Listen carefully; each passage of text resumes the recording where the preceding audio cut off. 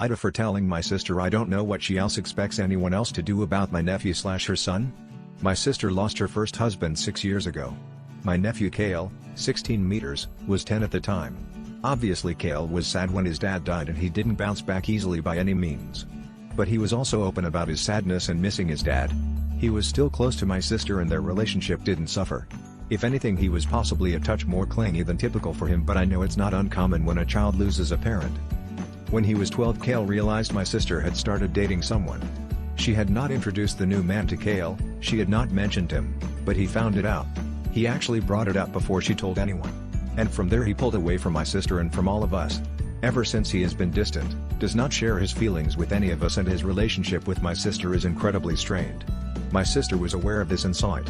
But she decided to introduce her now husband to Kale, and eventually Kale met her husband's children also without any intervention from a therapist or anything. Kale was distant with them too, and I'm not sure he could tell you much about them today if asked. A lot of this was done over Zoom calls and also distanced hangouts. My sister and her husband moved in together once restrictions were lifted, and they got married 2 years ago. Kale's distance has not changed. I have spoken to him, so have my mom and 2 brothers, but he doesn't open up to us, and he shrugs if asked why he doesn't give them a chance or if he's encouraged to try and see if he could like my sister's husband and stepchildren. I know he still has friends. I'm not sure if he's more open with his friends or not honestly. Or if he's more open with his paternal side of the family.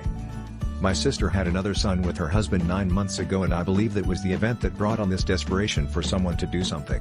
She has asked our parents, brothers and me repeatedly to do something.